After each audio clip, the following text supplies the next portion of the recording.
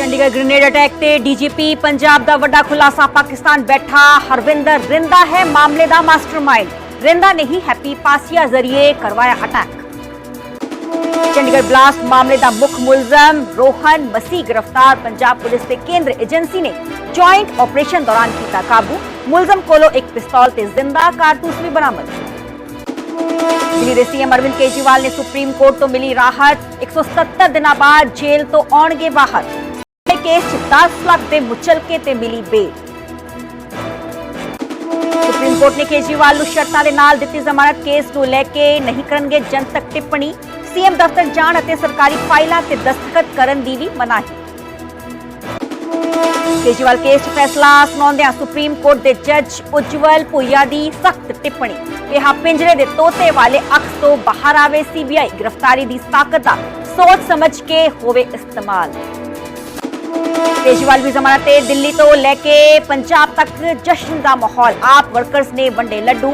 CM मान बोले आखिरकार सच दी हुई जित। बीजेपी ने दोबारा मंगया केजरीवाल का इस्तीफा। कहा जेल वाले सीएम हुण बेल वाले सीएम हो गए। केजरीवाल नूं सीएम बने रहने का कोई अधिकार नहीं। राहुल गांधी दे सिखां वाले बयान ते बवाल जारी। पंजाब कांग्रेस का बीजेपी ते वड्डा हमला। कहा सिखां ते पंजाब नूं दबा रही केंद्र सरकार। सिखां दीआं भावनावां नाल ना खेडे बीजेपी। पंजाब एनआईए का वड्डा एक्शन। अमृतसर मोगा गुरदासपुर सने कई थावां ते कीती छापेमारी। सांसद अमृतपाल दे रिश्तेदारां अते साथियां दे खंगाले घर।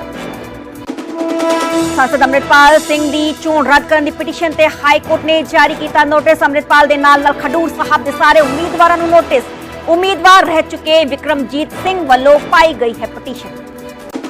कुलबंगश मामले च जगदीश टाइटलर ने अपने ते लगे इल्जामां तो किया इनकार। ट्रायल दी कीती मांग। राउज एवेन्यू कोर्ट 3 अक्टूबर तो शुरू होगा ट्रायल।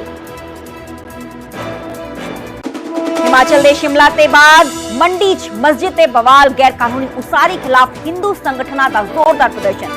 पुलिस ने प्रदर्शनकारियों ते कीता वाटर कैनन दा इस्तेमाल।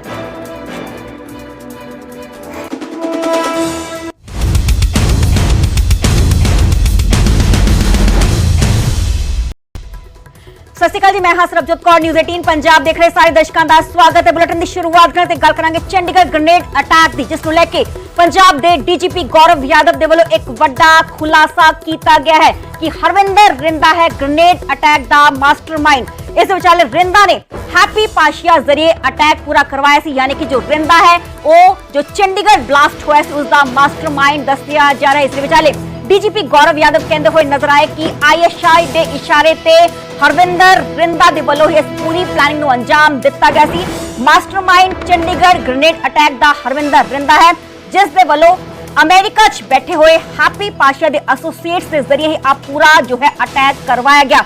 जिस दे विचाले डीजीपी गौरव यादव कहते हुए नजर आए कि चंडीगढ़ पुलिस, पंजाब पुलिस ते नाल ही सेंट्रल एजेंसीज इस पूरे मामले च जुटियां हुई ने। दूजा जो मुलजम है वो छेती काबू कर लिया जाएगा। तो चंडीगढ़ ग्रेनेड अटैक दे डीजीपी जो गौरव यादव ने उसका उन्होंने बड़ा खुलासा सामने आया है। एक बड़ी गल उन्होंने इस पूरे जो है साजिश को लेके की। उन्होंने कहा कि हरविंदर रिंदा ग्रेनेड अटैक का मास्टरमाइंड है। तो रिंदा ने हैप्पी पाशिया जरिए ही आप पूरा अटैक करवाया सी। जिक्र योग है कि कल एक पोस्ट भी सामने आई सी। वो जो पोस्ट है अमेरिका तो ही पाई गई सी हैप्पी पाशिया के जरिए, जिससे कहा गया सी कि उन्होंने वालों रिवेंज जो है 1986 जो तमाम घटना वापरी सी उसका रिवेंज जो है वो लिया गया। उस तो बाद पंजाब पुलिस के तमाम अधिकारी जो ने अमृतसर देहाती के पिंड पाशिया उत्ते पहुंचे, जिथे पहुंच के उन्होंने वालों रेड भी की गई। चंडीगढ़ के ग्रेनेड ब्लास्ट केस के एक इंपॉर्टेंट ब्रेक थ्रू अचीव हुई है। जो पंजाब पुलिस ने in joint operation with central agencies Rohan Masih को गिरफ्तार किया है। जो he is the one of the 2 main perpetrators of the grenade blast. जी प्रिलिमिनरी इन्वेस्टिगेशन के गल आई है सामने कि पाकिस्तान की आईएसआई के इशारे ते पाकिस्तान बेस्ड हरविंदर रिंदा इस ग्रेनेड अटैक का मास्टरमाइंड सीगा, जिसने यूएस बेस्ड हैप्पी पासिया के ऑपरेटिव्स राही इसनूं एग्जीक्यूट कराया है। तो चंडीगढ़ पुलिस नूं पंजाब पुलिस पूरी तरह सहयोग कर रही हैगी केस नूं सॉल्व करन दे विच। ते investigations are ongoing in a joint manner by Chandigarh police, Punjab police, central agency. ਬਣਾਉਣ ਲਈ ਪੰਜਾਬ ਪੁਲਿਸ ਵਚਨਬੱਧ ਹੈ ਤੇ ਆਪਣੀ ਸਿਸਟਰ ਪੁਲਿਸ ਫੋਰਸਸ ਨਾਲ ਪੂਰੀ ਤਰ੍ਹਾਂ ਐਫਰਟ ਸਟੇਟ ਨੂੰ ਸਿਕਿਉਰ ਕਰਨ ਦੇ ਕੀਤੇ ਜਾ ਰਹੇ। ਹਾਲ ਦੇ ਵਿੱਚ ਤੇ ਮੇਰੇ ਸਹਿਯੋਗੀ ਮਨੋਜ ਰਾਠੀ ਲਾਈਵ ਜੁੜੇ ਹੋਏ ਨੇ। ਮਨੋਜ, ਪੰਜਾਬ ਦੇ ਡੀਜੀਪੀ ਗੌਰਵ ਯਾਦਵ ਦੇ ਵੱਲੋਂ ਇੱਕ ਵੱਡਾ ਖੁਲਾਸਾ, ਇਸ ਪੂਰੇ ਅਟੈਕ ਦਾ ਮਾਸਟਰਮਾਈਂਡ ਹਰਿੰਦਰ ਰਿੰਦਾ।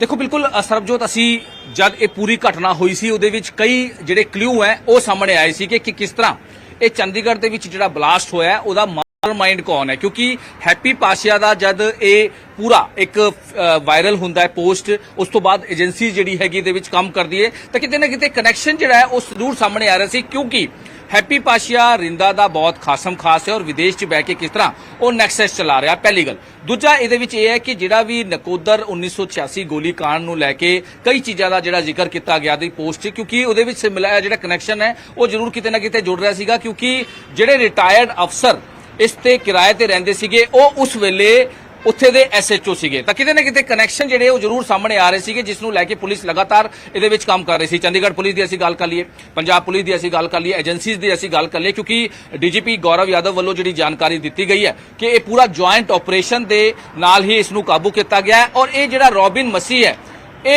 ये मुख्य जिहड़ा हैगा कह सकते हैं कि मेन मास्टरमाइंड सीगा, जो कि अपने आका दे कहण ते इत्थे पहुंचदा है। पहला रैकी हुंदी है, रैकी करन तो बाद पूरी तो बाद इत्थे पहुंचदा है सैक्टर 10 दी कोठी दे विच और उत्थे ये जिहड़ा ग्रेनेड जिहड़ा एक्सप्लोसिव है लो इंटेंसिटी दा ਉਹ ਜਿਹੜਾ ਹੈਗਾ ਸੁੱਟ ਕੇ ਉੱਥੋਂ ਫਰਾਰ ਹੋ ਜਾਂਦਾ ਨਾ। ਇਹਦੇ ਵਿੱਚ ਕਈ ਐਂਗਲ ਤੇ ਪੁਲਿਸ ਕੰਮ ਕਰ ਰਹੀ ਸੀ ਕਿ ਸਾਰੇ ਰੂਟ ਜਿਹੜੇ ਹੈ, ਕਿਉਂਕਿ ਇਹਦੇ ਵਿੱਚ ਆਟੋ ਡਰਾਈਵਰ ਇੱਕ ਬਹੁਤ ਅਹਿਮ ਕੜੀ ਸੀ ਸਰਬਜੋਤ, ਕਿਉਂਕਿ ਜਦ ਆਟੋ ਡਰਾਈਵਰ ਤੋਂ ਪੁੱਛਗਿੱਛ ਹੋਈ ਉਹਦੇ ਤੋਂ ਕਈ ਚੀਜ਼ਾਂ ਦਾ ਖੁਲਾਸਾ ਹੋਇਆ ਕਿ ਕਿੱਥੋਂ ਲੈ ਕੇ ਆਏ ਸੀਗਾ।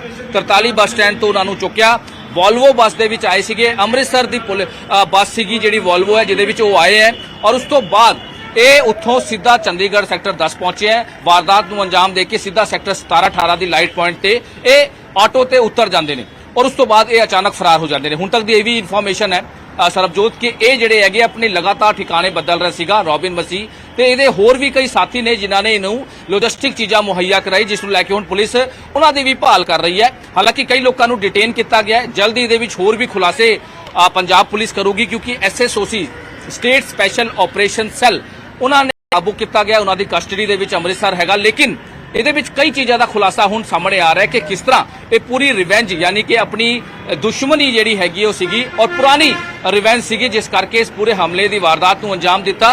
ਕਿਉਂਕਿ ਕਿਤੇ ਨਾ ਕਿਤੇ ਕਲੀਅਰ ਪਹਿਲਾਂ ਹੀ ਹੋ ਗਿਆ ਸੀਗਾ ਥੋੜਾ ਕਿ 2023 FIR ਨੰਬਰ 18 ਸਭ ਤੋਂ ਪਹਿਲਾਂ ਨਿਊਜ਼ 18 ਨੇ ਇਹਦੀ ਜਾਣਕਾਰੀ ਦਿੱਤੀ ਸੀ ਕਿ ਇਸੇ ਘਰ ਦੇ ਵਿੱਚ ਪਹਿਲਾਂ ਵੀ ਹਮਲਾ ਕਰਨੇ ਦਾ ਪਲਾਨ ਜਿਹੜੇ ਵੀ ਐਕਿਊਜ਼ ਫੜੇ ਗਏ ਸੀਗੇ ਉਹਨਾਂ ਦਾ ਸੀਗਾ, ਯਾਨੀ ਕਿ ਇਸੇ ਘਰ ਦੇ ਵਿੱਚ 575 ਨੰਬਰ ਕੋਠੀ ਦੇ ਵਿੱਚ 2023 ਦੇ ਵਿੱਚ ਵੀ ਹਮਲਾ ਕਰਨ ਦੀ ਪਲੈਨਿੰਗ ਸੀ ਔਰ ਉਹਦੇ ਘਰ ਦੇ ਬਿਲਕੁਲ ਸਾਹਮਣੇ ਜਿਹੜਾ ਪਾਰਕ ਹੈ ਉੱਥੇ ਬਹਿ ਕੇ ਜਿਹੜੇ ਦੋ ਐਕਿਊਜ਼ਡ ਹੈ ਉਹ ਰੈਕੀ ਕਰ ਰਹੇ ਸੀਗੇ, ਲੇਕਿਨ ਉਹਨਾਂ ਨੂੰ ਕਾਬੂ ਕਰ ਲਿਆ ਸੀਗਾ ਔਰ ਉਹਨਾਂ ਦੀ ਪੁੱਛਗਿੱਛ ਇਸ ਚੀਜ਼ਾਂ ਸਾਹਮਣੇ ਆਈ ਸੀ ਕਿ ਹੈਪੀ ਪਾਸ਼ਾ ਦੇ ਕਹਿਣ ਤੇ ਅਸੀਂ ਇੱਥੇ ਪਹੁੰਚੇ ਹਾਂ ਤੇ ਅਸੀਂ ਇਸ ਘਰ ਦੇ ਵਿੱਚ ਅਟੈਕ ਕਰਨਾ ਸੀਗਾ ਕਿਉਂਕਿ ਇੱਥੇ ਇੱਕ ਪੁਲਿਸ ਅਫਸਰ ਰਹਿੰਦਾ, ਲੇਕਿਨ ਉਹਨਾਂ ਨੂੰ ਨਹੀਂ ਪਤਾ ਸੀਗਾ ਕਿ 2023 ਤੋਂ ਬਾਅਦ ਹੀ ਉਹ ਜਿਹੜਾ ਪੁਲਿਸ ਆਫੀਸਰ ਨੇ ਰਿਟਾਇਰਡ ਉਹ ਇੱਥੋਂ ਸ਼ਿਫਟ ਹੋ ਚੁੱਕੇ ਨੇ। ਇਹਨਾਂ ਨੂੰ ਨਹੀਂ ਪਤਾ ਸੀਗਾ ਔਰ ਇੱਥੇ ਪਹੁੰਚਦੇ ਆ, ਵਾਰਦਾਤ ਨੂੰ ਅੰਜਾਮ ਦਿੰਦੇ ਔਰ ਇੱਥੋਂ ਫਰਾਰ ਜਾਂਦੇ। ਹਾਲਾਂਕਿ ਇਹ ਛੋਟੀ ਘਟਨਾ ਨਹੀਂ ਸੀ ਸਰਬਜੋਤ, ਤੇ ਬਹੁਤ ਵੱਡੀ ਘਟਨਾ ਸੀ ਕਿਉਂਕਿ ਇਹਦੇ ਵਿੱਚ ਕਈ ਪਲੈਨਿੰਗ ਕਈ ਚੀਜ਼ਾਂ ਨੂੰ ਲੈ ਕੇ ਹੁਣ ਸਵਾਲ ਇਹਦੇ ਵਿੱਚ ਕਈ ਨੇ ਕਿ ਜਿਹੜਾ ਇਹ ਐਕਸਪਲੋਸਿਵ ਲੈ ਕੇ ਆਏ ਸੀਗੇ, ਕਿਉਂਕਿ ਉਹਨਾਂ ਕੋਲੋਂ ਪਿਸਟਲ ਵੀ ਰਿਕਵਰ ਕੀਤੀ ਗਈ ਹੈ, 9mm ਦੀ ਗੋਲਕ ਪਿਸਟਲ ਰਿਕਵਰ ਕੀਤੀ ਗਈ ਹੈ, ਜਿੰਦਾ ਕਾਰਤੂਸ ਰਿਕਵਰ ਕੀਤੇ ਗਏ ਹੈ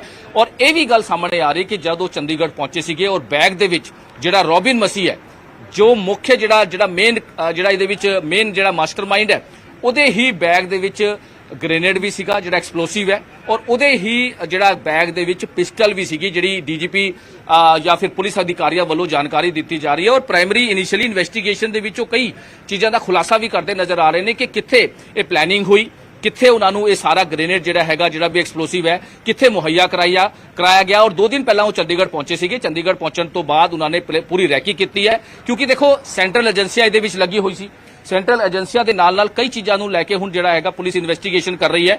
ਚੰਡੀਗੜ੍ਹ ਪੁਲਿਸ ਦੇ ਸੀਨੀਅਰ ਅਧਿਕਾਰੀਆਂ ਵੱਲੋਂ SSP ਵੱਲੋਂ ਜਿਹੜੀ ਜਾਣਕਾਰੀ ਦਿੱਤੀ ਗਈ ਸੀ ਕਿ ਲੋ ਇੰਟੈਂਸਿਟੀ ਦਾ ਇਹ ਬਲਾਸਟ ਹੋਇਆ, ਹਾਲਾਂਕਿ ਇਹਦੇ ਵਿੱਚ ਕਿਸੇ ਤਰ੍ਹਾਂ ਦਾ ਕੋਈ ਜਾਨੀ ਨੁਕਸਾਨ ਨਹੀਂ ਹੋਇਆ, ਲੇਕਿਨ ਪੰਜਾਬ ਪੁਲਿਸ ਜਦ ਇਹਨੂੰ ਕਾਬੂ ਕੀਤਾ ਗਿਆ ਰੋਬਿਨ ਮਸੀਹ ਨੂੰ ਇਹਦੇ ਕੋਲੋਂ ਹੁਣ ਇਨੀਸ਼ੀਅਲੀ ਪੁੱਛਗਿੱਛ 'ਚ ਬਹੁਤ ਸਾਰੇ ਖੁਲਾਸੇ ਹੋ ਰਹੇ ਨੇ ਕਿ ਕਿਸ ਤਰ੍ਹਾਂ ਦੀ ਚੀਜ਼ਾਂ ਅੱਗੇ ਵੀ ਇਹਨਾਂ ਨੇ ਰਿਵੈਂਜ ਦੇ ਚਲਦੇ ਹੀ ਕਈ ਵਾਰਦਾਤਾਂ ਨੂੰ ਅੰਜਾਮ ਦੇਣਾ ਸੀਗਾ, ਲੇਕਿਨ ਖੰਨਾ ਤੋਂ ਨੇੜੇ ਇਹਨਾਂ ਨੂੰ ਕਾਬੂ ਕੀਤਾ ਗਿਆ ਹੋਰ ਕਿਨੇ ਇਹਨਾਂ ਨੂੰ ਮੁਹੱਈਆ ਕਰਾਈ, ਇਹ ਸਾਰੀ ਚੀਜ਼ਾਂ ਨੂੰ ਲੈ ਕੇ ਹੁਣ police point to point investigation ਕਰ ਰਹੀ ਹੈ। ਜੀ ਜੀ, ਬਹੁਤ ਬਹੁਤ ਸ਼ੁਕਰੀਆ ਮਨੋਜ, ਸਾਨੂੰ तमाम ਜਾਣਕਾਰੀ ਦੇਣ ਲਈ। ਤੇ ਚੰਡੀਗੜ੍ਹ ਗ੍ਰੇਨੇਡ ਅਟੈਕ ਨੂੰ ਲੈ ਕੇ ਹੁਣ ਡੀਜੀਪੀ ਗੌਰਵ ਯਾਦਵ ਦੀ ਸਟੇਟਮੈਂਟ ਸਾਹਮਣੇ ਆਈ ਹੈ। ਵੱਡਾ ਖੁਲਾਸਾ ਕਿਤਨਾ ਕਿਤੇ ਡੀਜੀਪੀ ਕਰਦੇ ਹੋਏ ਨਜ਼ਰ ਆਏ ਨੇ ਕਿ ਆਈਐਸਆਈ ਦੇ ਇਸ਼ਾਰੇ ਤੇ ਹਰਵਿੰਦਰ ਰਿੰਦਾ ਜੋ ਇੱਕ ਵੱਡਾ ਟੈਰਰਿਸਟ ਹੈ, ਉਸ ਦੇ ਵੱਲੋਂ ਹੀ ਇਸ ਪੂਰੀ ਘਟਨਾ ਨੂੰ ਅੰਜਾਮ ਦਿੱਤਾ ਗਿਆ, ਯਾਨੀ ਕਿ ਪਲੈਨਿੰਗ ਕੀਤੀ ਗਈ ਤੇ ਆ ਪਲੈਨਿੰਗ ਨੂੰ ਐਗਜ਼ੀਕਿਊਟ ਕੀਤਾ। ਜੋ ਅਮਰੀਕਾ 'ਚ ਹੈਪੀ ਪਾਸ਼ਾ ਰਹਿੰਦਾ ਹੈ, ਹੈਪੀ ਪਾਸ਼ਾ ਨੇ ਆਪਣੇ ਐਸੋਸੀਏਟਸ ਨੂੰ ਕਿਹਾ ਤੇ ਇਸ ਪੂਰੀ ਪਲੈਨਿੰਗ ਨੂੰ ਅੰਜਾਮ ਦਿੱਤਾ, ਜਿਸ ਦੇ ਚਲਦੇ ਬੁੱਧਵਾਰ ਦੇਰ ਸ਼ਾਮ ਤਕਰੀਬਨ 5:30 ਵਜੇ ਦੋ ਹਮਲਾਵਰ ਆਂਦੇ ਨੇ। ਇੱਕ ਰੋਹਨ ਮਸੀਹ ਹੈ ਜਿਸ ਨੂੰ ਕਾਬੂ ਕਰ ਲਿਆ ਗਿਆ ਹੈ, ਦੂਜੀ ਦੀ ਭਾਲ ਲਗਾਤਾਰ ਜਾਰੀ ਹੈ।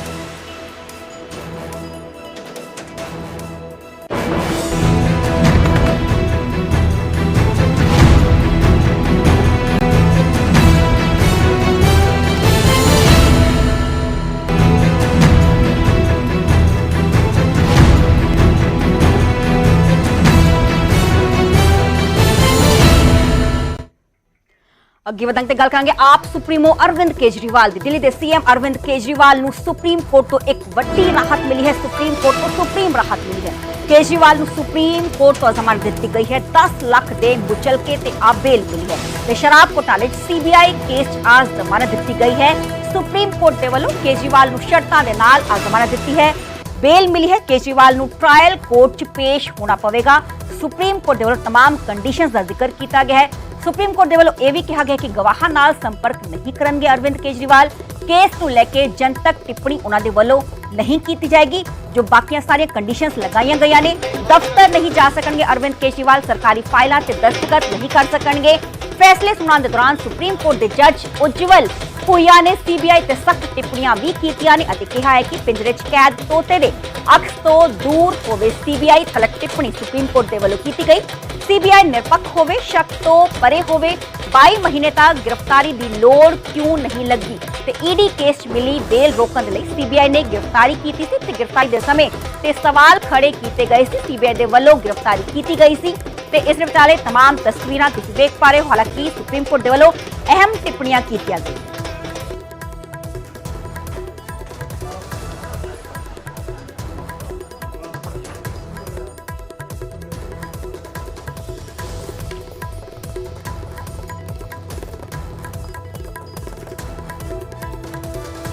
आज सर्वोच्च न्यायालय में हमारी सीबीआई के केस में बेल पेंडिंग थी और आज बेल ग्रांट कर दी गई है और ये आज बहुत बड़ा राहत का दिन है। माननीय मुख्यमंत्री पिछले 5 महीने से जेल में थे। जिस तरीके से हम लोग बार बार ये कह रहे थे कि भी इस केस के अंदर कुछ भी नहीं है और सीबीआई की एंट्री तो हुई उस टाइम पे थी जब ईडी के अंदर बेल हो चुकी थी, तो आज सर्वोच्च न्यायालय ने बेल ग्रांट कर दी है। जहां तक अरेस्ट वाले मैटर में है उसमें दोनों जजेस के अलग अलग व्यूज आए हैं, उसके बारे में जब ऑर्डर्स आ जाएगा मैं कमेंट करूंगा। लेकिन आज राहत का दिन है, दिल्ली वालों के लिए भी, दिल्ली की जनता के लिए भी, आम आदमी पार्टी के लिए भी। क्या क्या रखे गए कोर्ट की तरफ से? विशेष कोई शर्त नहीं है, रूटीन की शर्तें हैं। जिस तरीके से सीबीआई के मैटर्स में कोई जर्नल कमेंट्स नहीं कर पाएंगे क्योंकि कोर्ट में मैटर सब जुडिस है। बाकी कोर्ट्स की जब भी कॉल आएगी, जब भी हियरिंग होगी, माननीय मुख्यमंत्री जी को पेश होना पड़ेगा। सभा कर सकते हैं मुख्यमंत्री? इस तरह का कोई बैन नहीं है, इस तरह का हम सब खुश हैं। हम लोग बहुत देर से इस न्याय की उम्मीद कर रहे थे, आज न्याय हुआ है। आप सच को दबा सकते हो लेकिन मिटा नहीं सकते। भगवान के घर में देर है लेकिन अंधेर नहीं। दोनों जज साहिबान के सहमति से फैसला है ये और बहुत जल्द केजरीवाल जी बाहर आएंगे। चूंकि इस केस के बारे में माननीय उच्चतम न्यायालय ने कई बार अपने बेल ऑर्डर्स के माध्यम से बताया कि भाई इसमें किस प्रकार का एविडेंस है, लेकिन आज जो फैसला आया है उससे आम आदमी पार्टी और उस हर व्यक्ति को आज खुशी है जो कि केजरीवाल जी की ईमानदार राजनीति में विश्वास करता है। मुख्यमंत्री के रूप में वो दफ्तर में काम करने को लेकर भी स्पष्टता नहीं आई। देखिए, अभी हम जजमेंट को पढ़ेंगे, फिर आपको उस पर आप अपना कमेंट देंगे, लेकिन अब तो सब कुछ चुनावी के मूड में है। हरियाणा में चुनाव है, दिल्ली में कुछ समय बाद चुनाव है। मुझे लगता है कि भगवान ने बहुत सही समय इस न्याय को जनता के समक्ष आने दिया, जब हरियाणा हो या दिल्ली हो या जहां जम्मू कश्मीर हो या महाराष्ट्र हो, हर तरफ केजरीवाल जी जनता की पे पानी फिर गया। वो लोग विपक्ष के नेताओं को जेल में डाल के सत्ता में बने रहना चाहते हैं, उनका मकसद ही ये है। भाजपा के मंसूबों पे पानी फिर गया। वो लोग विपक्ष के नेताओं को जेल में डाल के सत्ता में बने रहना चाहते हैं, उनका मकसद ही ये है। ऑनरेबल सुप्रीम कोर्ट के संदेश से ये साफ है कि भारतीय जनता पार्टी सीबीआई को और ईडी को अपने तोता मैना की तरह इस्तेमाल करते हुए अरविंद केजरीवाल जी को अंदर रखने के लिए साजिशें रच रही थी। खुद ऑनरेबल सुप्रीम कोर्ट में यह कहा गया आज कि जिस तरह से सीबीआई ने सीएम साहब को अरेस्ट किया, उससे यह साफ हो जाता है कि सीबीआई जानबूझकर केजरीवाल जी को अंदर रखने की मंशा के तहत उनको गिरफ्तार कर रही थी। यह बात आज के ऑनरेबल सुप्रीम कोर्ट के फैसले में साफ हो रही है।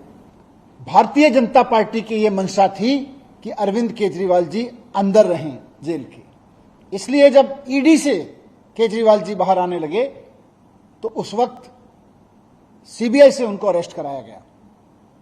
बहुत सोची समझी साजिश के तहत सीबीआई ने किसी करप्शन में अरेस्ट नहीं किया, बीजेपी की मंशा से अरेस्ट किया है केजरीवाल जी को। यह बात हम कह रहे थे, आज ऑनरेबल सुप्रीम कोर्ट ने इसको सही ठहराया है कि सीबीआई ने बीजेपी की मंशा को पूरा करने के लिए केजरीवाल जी को उस वक्त अरेस्ट किया जब वो ईडी के केस से बाहर आने वाले थे।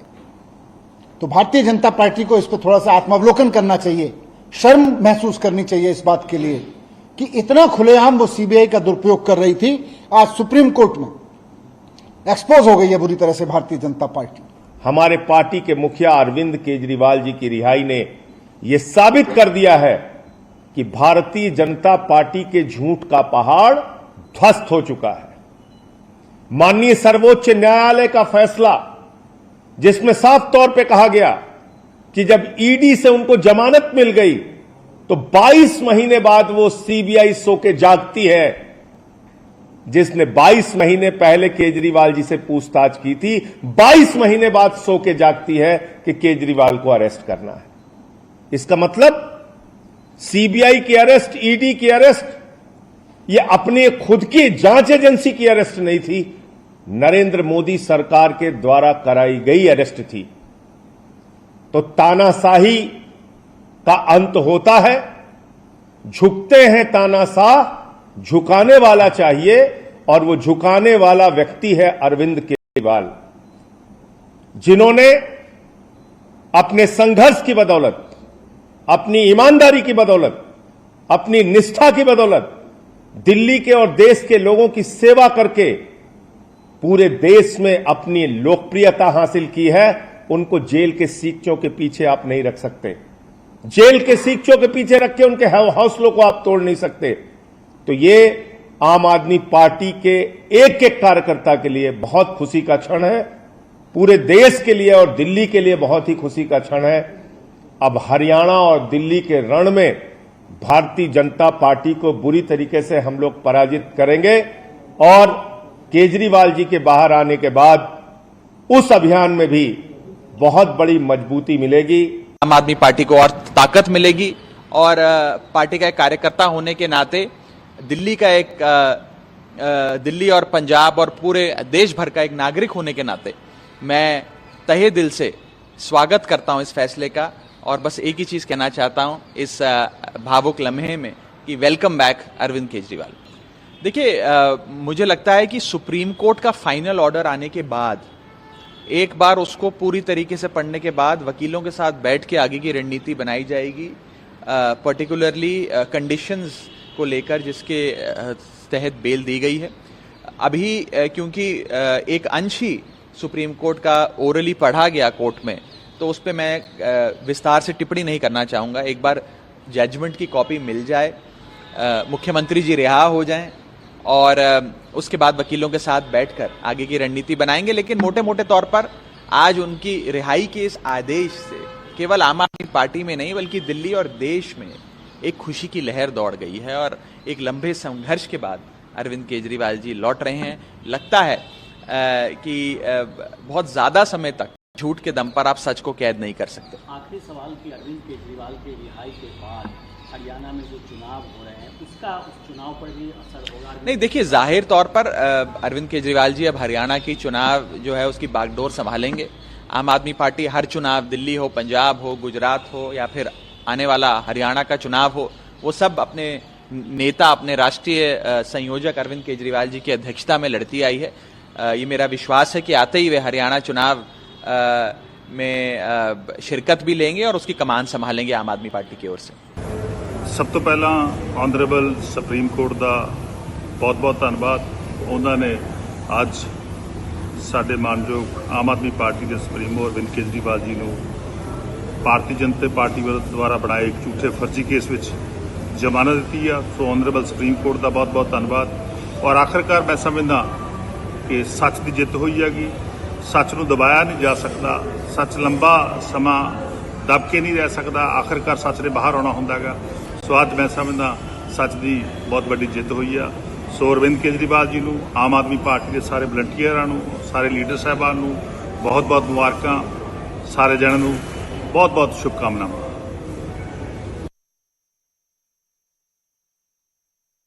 हाँ जी, जमानत मिल गई है। लोकतंत्र जिहड़ा अपनी उन्हें अपने रंग लियांदा है। ये लोकतांत्रिक डेमोक्रेटिक कंट्री है ते बाबा साहिब जी दे जिहड़े संविधान है ਉਹਦੀ ਇੱਕ ਜਿੱਤ ਹੋਈ ਹੈ। ਇਹ ਪਤਾ ਲੱਗਦਾ ਕਿ ਸਾਡੇ ਦੇਸ਼ ਦਾ ਜਿਹੜਾ ਸੰਵਿਧਾਨ ਹੈ ਉਹ ਕਿੰਨਾ ਸ਼ਕਤੀਸ਼ਾਲੀ ਹੈ। ਇੱਕ ਇਮਾਨਦਾਰ ਬੰਦੇ ਨੂੰ, ਸਿਸਟਮ ਬਦਲਣ ਵਾਲੇ ਬੰਦੇ ਨੂੰ ਇੱਕ ਸਿਰਫ ਕਿ ਉਹ ਪ੍ਰਚਾਰ ਨਾ ਕਰ ਸਕੇ ਇਲੈਕਸ਼ਨ ਤੋਂ ਪਹਿਲਾਂ ਜੇਲ੍ਹ ਦੇ ਵਿੱਚ ਬੰਦ ਕੀਤਾ ਗਿਆ ਹੈ। ਅੱਜ ਉਹ ਸੁਪਰੀਮ ਕੋਰਟ ਦੇ ਰਿਹਾਈ ਦੇ ਨਾਲ, ਜ਼ਮਾਨਤ ਦੇ ਨਾਲ ਬਾਹਰ ਆ ਰਹੇ ਨੇ। ਇੱਕ ਸਾਡੇ ਵਲੰਟੀਅਰਸ ਦੇ ਵਿੱਚ, ਸਾਡੀ ਲੀਡਰਸ਼ਿਪ ਦੇ ਵਿੱਚ ਬਹੁਤ ਵੱਡਾ ਉਤਸ਼ਾਹ ਸੀ। ਆਪਣੀ ਖੁਸ਼ੀ ਜ਼ਾਹਰ ਨਹੀਂ ਕਰ ਸਕਦੇ।